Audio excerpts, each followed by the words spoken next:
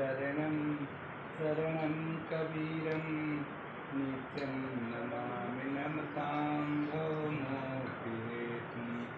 सतगुरु की महिमायनन अनंत किए उपकार, लोचन अनंत उघारिया अनंत दिखानहार। अच्छा, मनोज जी के इस ये तो वो हो गई संजय जी, वो मलकिन जी हैं, भैया जी। तो और भैया जी का और भैया जी का और परिवार अलग रहता है। अच्छा, हाँ ठीक है। तो आपके यहाँ शाम से ही हम लोग आने का तो बाधा पड़ी तो वहाँ रुक गए, बड़ा अच्छा लगा। साधना में फ्री है। तो हम लोग इस संसार में रहते हैं, तो यहाँ के संसार में हमारे सब संत महात्मा बताए कि संसार में रहना है तो इसको कमल पत्र की तरह रहना है।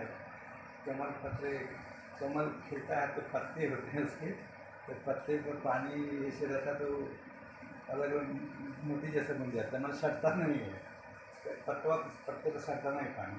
ऐसे उठा लीजिए, पानी ऐसे करिए तो निकल जाएगा। तो ये रहने बताया संसार का कि उसी तरह रहना है, जैसे कमल पर पानी रहता है तुरंत उसमें सटता ही नहीं। तो संसार को सब काम करते हुए भी तो हमारे घर के पास ही गोरखनाथ जी हैं, तो गोरखनाथ जी के शिष्य का एक प्रसंग आता है। भरसनी जी राजा थे वहाँ पर, तो मिर्जापुर में किला है सुनार का, वहाँ पर उनका वर्णन हुआ है। तो राजा थे और बहुत अच्छा राजा थे, लेकिन उनके इतने राज में प्रपंच थे, उनका भाई हथियार से बनाए रखता था, लेकिन उनका मन उसमें लगता नहीं था। तो बड़ा संस्कार था कि संसार में कैसे रहो।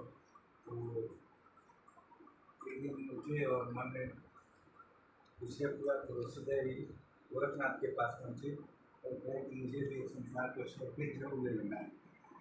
तो गोरखनाथ जी ने कहा कि ठीक है, ये तो अच्छी बात है, संसार में तुम आए हो, संसार का भी देख लिए और जीवन को मुक्त करना ये तुम्हारा मेन कर्तव्य है। संसार में रहना तो एक कर्तव्य हुआ, व्यवहारिक जीवन हुआ, लेकिन संसार से अपने को मुक्त करना ये मेन कर्तव्य हुआ, मुख्य कर्तव्य ही है। इसके प्रति तुम्हारा ध्यान आया, इसके लिए धन्यवाद है। चलो, तो हमारे जो परंपरा के नियम है कि तुम आओगे तो सब छोड़ के आना है। इसके लिए माता जी का, पत्नी जी का और बहन का आदेश लेके आना पड़ेगा। अगर वो आदेश देते हैं तभी तुम आ सकते हो, तो उनके प्रति कर्तव्य है। तो भरतरी को लौटा दिया कि माता की बहन और पत्नी का आदेश लेके आओ। तो भरतरी जी गए और माता जी के पास।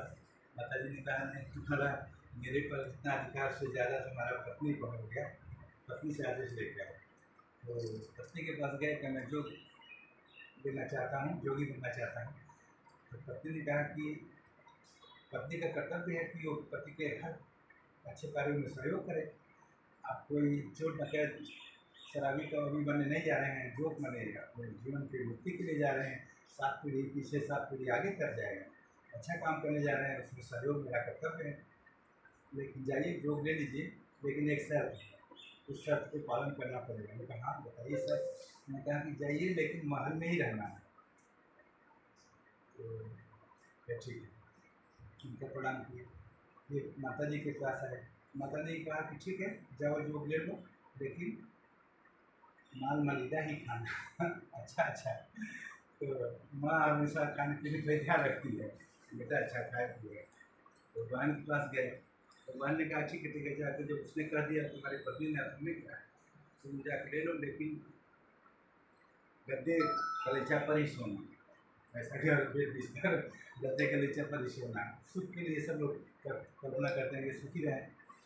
अब ये जब लौटे गोरखनाथ जी के पास, गुरु जी के पास, तो बड़े उदास लौटे, लटकाए हुए। तो गोस्वामी जी क्या हुआ, किसने आदेश नहीं दिया? यानी सभी लोगों ने दे दिया, लेकिन ऐसी शर्त लगा दी कि जो पालन ही संभव नहीं। तो क्या शर्त लगाया? क्या कि पत्नी ने कहा कि महल में ही रहना, महल तुम्हें छोड़ दिया है। कहा वो गोरखनाथ जी, कहा वो जो मैं यहाँ तुम्हें अभी उपदेश देता वो पत्नी ने ही दे दिया, मेरा बाकी ही नहीं रहा कुछ करने के लिए। तुम्हारा महल वो नहीं है, वो तो 100 बरस बाद छूटना ही है। तुम्हारा महल ये है जिसमें तुम इस महल में कहा कि रहना, इसे बाहर मत जाना। जो मैं उपदेश देता, जोगी बनने का यही लक्ष्य है कि तुम इस ध्यान से इस महल में आओ, इसमें आत्मा है, उससे मिल करो, तुम्हारा जीवन प्रकाश हो जाएगा, ज्ञान से ज्योति जग जाएगी, अहंकार दूर हो जाएगा। उसने पूरा उपदेश मेरा कमर पूरा कर दिया। पत्नी को धन्यवाद दे, से आशीर्वाद देना। तो फिर अच्छा फिर हाँ बातें खत्म हो गई, उस महल को मानना ही सब ये महल है। तो थोड़ा सा उनका ध्यान हुआ कि ठीक है अच्छा।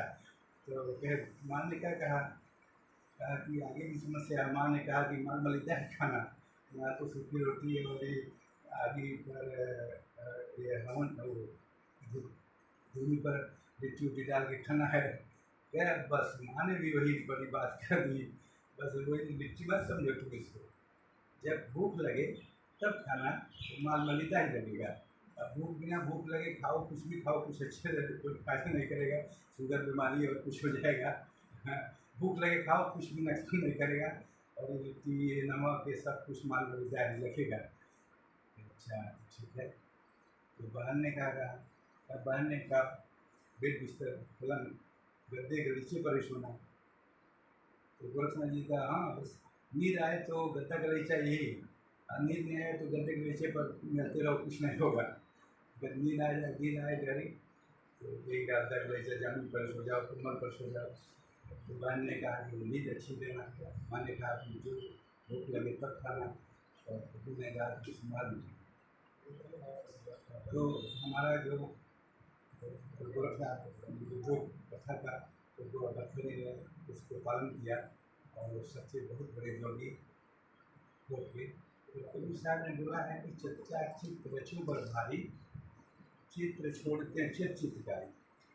कहा कि कबीर साहब बोलते चच्चा चित्त रचो बर भारी, हमारा जो सतगुरु है परमात्मा, वो हमारे लिए तरह तरह की चीज़ें रचना कर रखा है ना, सुंदर सुंदर चीज़ें बनाया, फूल बनाया, खाने पीने की चीज़ें बनाया, घर पत्नी परिवार सब कुछ, गाड़ी घोड़ा ये वो हजारों तरह की चीज़ें, सब तरह का सूर्य चंद्र सब कुछ, हवा पानी, सब लोग हमारे ही सेवा में लगे हैं।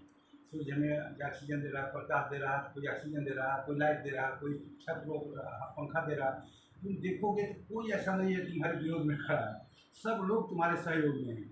कोई ऐसा नहीं है, ये गेट हमारी सुरक्षा कर रहा है। किसी चीज़ को देखो, यहाँ तक कि सर्प बिच्छू भी, विज्ञान कहता है कि 273 प्रकार के विश्व में सर्प होते हैं, 12 प्रकार के जहरीले होते हैं, और विज्ञान का कहना है कि कुछ ऐसे प्रकृति में जहर हैं जो सर्प सोख लेता है, जिससे मनुष्य जनरेशन सुरक्षित है।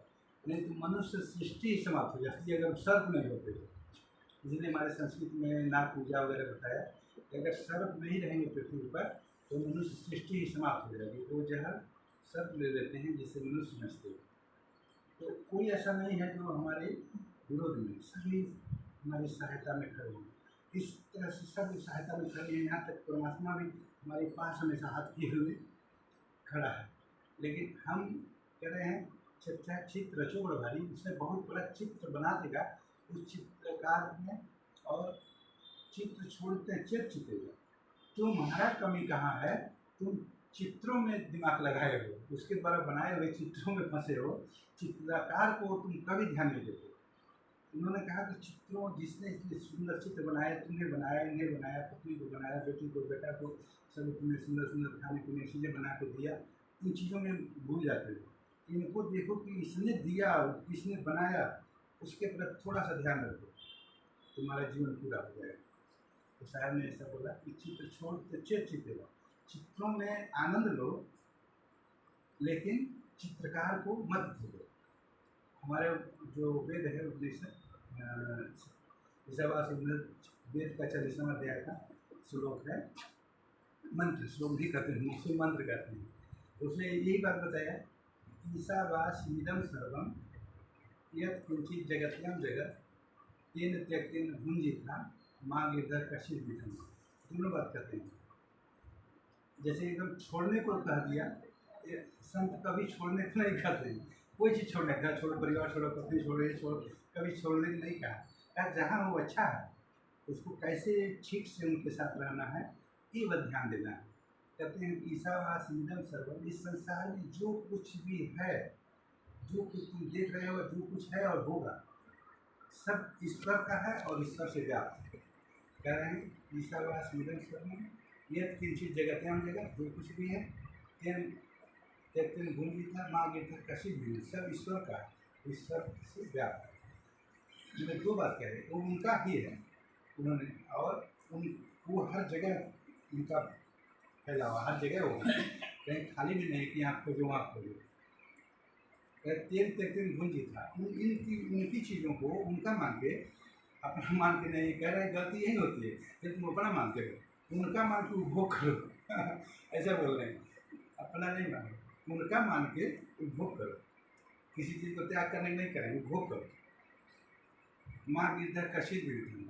तीसरा कह रहे हैं किसी भी धर्म में यह मेरा है ऐसा लोग मत करना, सब उन्हीं का है और उन्हीं को मान के उपभोग करना, तुम खुश रहोगे। जो माने हमारा है, क्यों तत्काल में टेंशन भार दुनिया भर का आ जाएगा, सुरक्षा कैसे होगी, ये कैसे होगा, वो कैसे, हमारे बाद भविष्य क्या होगा, दुनिया भर का प्रपंच विवाद दिमाग में भर जाएगा।